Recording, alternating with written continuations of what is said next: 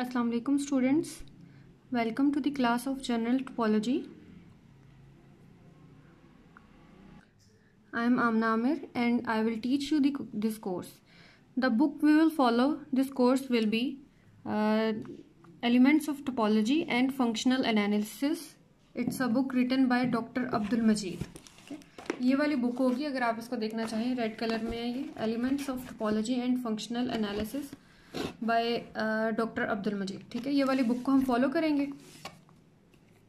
तो उससे पहले हम जो जनरल टोपोलॉजी है, general topology basically topology is a branch of mathematics in which we study the geometrical objects, or you can say that topology is the branch of geometry that deals with the specific properties of geometric shapes।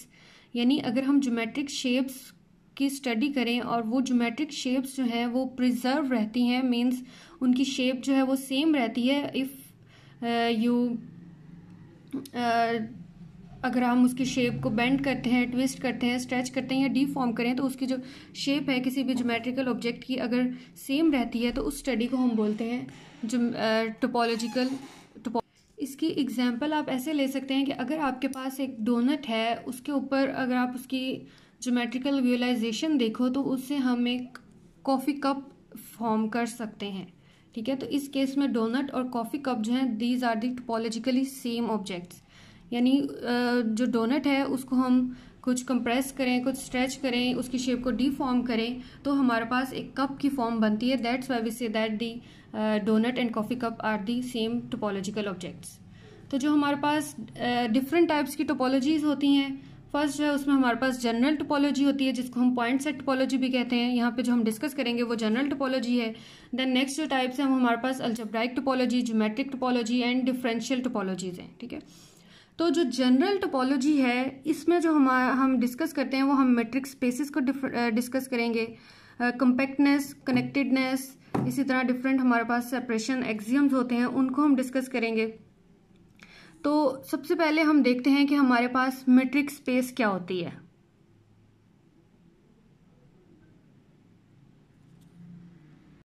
ये जो मैंने आपको book बताई है उसका chapter 4 है, that is the metric spaces. वहां से हम स्टार्ट करते हैं अपना टॉपिक। तो मेट्रिक स्पेस की डेफिनेशन क्या है? Let X be a non empty set. अब यहाँ पे हमने क्या करना है, सेट्स को डिस्कस करना है, क्योंकि अभी मैंने बताया कि जनरल टोपोलॉजी जो होती है उसको हम पॉइंट सेट टोपोलॉजी भी बोलते हैं, यानी उसके अंदर हम सेट के डिफरेंट प्रॉपर्टीज को डिस्कस करेंगे। तो मेट्रिक स्पेस बेसिकली क्या है कि let X be a non empty set and let R denote the set of real numbers. If function, हमने एक फंक्शन डिफाइन करना है, वो किस फॉर्म का होगा? डी एक फंक्शन होगा, एक्स क्रॉस एक्स से आर पर एक फंक्शन डिफाइन करना है। X cross X means cross product आ गई, मीन्स कार्टियन प्रोडक्ट आ गई। दो सेट यानी जो नॉन एम्प्टी सेट है उसका कार्टियन प्रोडक्ट विद इट सेल्फ, जो कि इम्प्लाई करता है तो सेट ऑफ रियल नंबर्स। अगर ये वाला फंक्शन हम डिफाइन कर दें, ये वाला फंक्शन जो है ये हमारे पास मेट्रिक होगा। कब होगा? When it satisfies the following conditions. वो कंडीशंस क्या है? फर्स्ट कंडीशन इसमें क्या है? फॉर एनी पेयर M1 जो फर्स्ट कंडीशन है, for any pair x Y in X, यानी एक्स जो है हमने नॉन एम्प्टी सेट लिया है और वो नॉन एम्प्टी सेट में हमारे पास क्या है, हम कार्टियन प्रोडक्ट ले रहे हैं, तो कार्टियन प्रोडक्ट में हमारे पास ऑर्डर्ड पेयर की फॉर्म में एलिमेंट्स होंगे। तो फर्स्ट कंडीशन क्या होगी कि डी ऑफ एक्स वाई जो आप लो वो क्या है, ग्रेटर और इक्वल टू 0 आए, and D of x Y equal to 0 आएगा if and only if x equal to Y. ठीक है, ये वाला जो फंक्शन आप डिफाइन कर रहे हो वो मेट्रिक कब होगा? जब ये कंडीशन सेटिस्फाई हो रही होंगी। Means for any pair x Y in x D of x Y greater equal to 0, यानी जो डी ऑफ एक्स वाई है वो आपके पास पॉजिटिव, ग्रेटर इक्वल का मतलब ये है ना, ग्रेटर का मतलब होता है कि पॉजिटिव आना चाहिए, और इक्वल कब के उस केस में आएगा? If and only if x equal to y होगा। एंड सेकेंड इसकी क्या कंडीशन है? For any pair x Y in x D of x Y equal to D of y x, यानी क्या होगा कि इसके अंदर हमारे पास सिमेट्रिक प्रॉपर्टी होल्ड करेगी। और थर्ड इसकी प्रॉपर्टी क्या है? For X Y Z in x D of X Z will be less और equal to D of x Y plus D of Y Z. ये वाली प्रॉपर्टी जो होती है हमारे पास ट्राइंगल इनइक्वालिटी भी होती है। क्योंकि ट्राइंगल इनइक्वालिटी इसलिए कहलाती है क्योंकि अगर आप ट्राइंगल के अकॉर्डिंग देखो तो हमारे पास यहाँ से क्या पता चल रहा है, that length of one side of triangle is less और equal to the sum of the length of the other two sides. For example अगर हम यहाँ से एक मैं ट्राइंगल ड्रा करती हूँ, x लिया, ये y को है और ये z है, तो x z का जो डिस्टेंस होगा या इसकी जो लेंथ होगी वो लेस और इक्वल होगी x y और y z के सम के। ठीक है, तो यहाँ पे हम फंक्शन d डिफाइन करें तो d ऑफ x z जो होगा, यहाँ से क्या आ गया, d of X Z it's length is less और equal to D of x Y plus D of Y Z. ठीक है, तो d बेसिकली जो अगर किसी भी नॉन एम्प्टी सेट पे ये कंडीशन 3 सेटिस्फाई होती हैं तो उसको हम बोलेंगे मेट्रिक, और द पेयर एक्स डी यानी ये वाला जो पेयर होगा इस पेयर को हम बोलेंगे मेट्रिक स्पेस।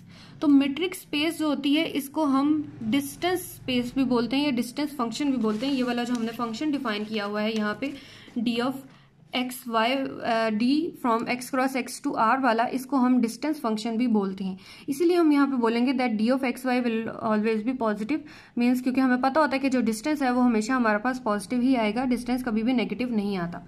ठीक है, अगर किसी भी नॉन एम्प्टी सेट पे ये 3 कंडीशन सेटिस्फाई करती होंगी तो उस सेट को हम बोलेंगे मेट्रिक, और उस स्पेस जो होगी उससे जो स्पेस यानी ये जो पेयर के साथ आएगी एक्स और डी वाली पेयर को, उसको हम बोलेंगे मेट्रिक स्पेस। ठीक है, अब नेक्स्ट इसकी एग्जांपल देखते हैं कि किसी भी जो फंक्शन आपको गिवन है उसको आपने अगर मेट्रिक प्रूव करना हो तो कैसे प्रूव करेंगे। ये 3 कंडीशन सेटिस्फाई करा दें, अगर ये तीनों कंडीशन सेटिस्फाई होती है तो इट्स मीन कि वो स्पेस जो है वो मेट्रिक स्पेस है। अब यहाँ पे क्या है, लेट डी एक फंक्शन डिफाइन किया गया from R cross R to R. ठीक है, एक्स जो है जैसे हमने डेफिनेशन में पढ़ा था, हमने एक्स क्रॉस एक्स पढ़ा है ना, यहाँ पे एक्स क्रॉस एक्स पढ़ा है। कोई भी नॉन एम्प्टी सेट हो सकता है, it could be the set of real number, set of integer, natural number, whole number, कोई भी सेट हो सकता है। ठीक है, तो यहाँ एग्जाम्पल में हमारे पास अब कौन सा सेट आ गया, R cross R means set of real numbers की कार्टियन प्रोडक्ट विद इटसेल्फ, उससे जो हमारे पास रेंज आएगी वो हमारे पास क्या होगी, आर आएगी। वो ये वाला सेट जो है या ये जो फंक्शन है वो किस तरीके से डिफाइन है, by this function d of x Y equal to x minus Y mod. तो वो कह रहे हैं कि प्रूव करें that show that R d is a metric space. हमने शो करना है कि ये जो d of x Y equal to x minus Y mod है, क्या ये मेट्रिक स्पेस है कि नहीं। मेट्रिक स्पेस प्रूव करने के लिए क्या करना है, ये जो अभी हमने 3 कंडीशंस पढ़ी हैं उनको सेटिस्फाई करा दें। फर्स्ट हमने क्या कंडीशन सेटिस्फाई चेक करनी है, for any pair x Y in x D of x Y greater और equal to 0। D of x Y क्या होना चाहिए, ग्रेटर और इक्वल टू 0 होना चाहिए। तो हमें पता है कि हमारे पास जो डिस्टेंस होता है वो हमारे पास हमेशा पॉजिटिव ही होता है।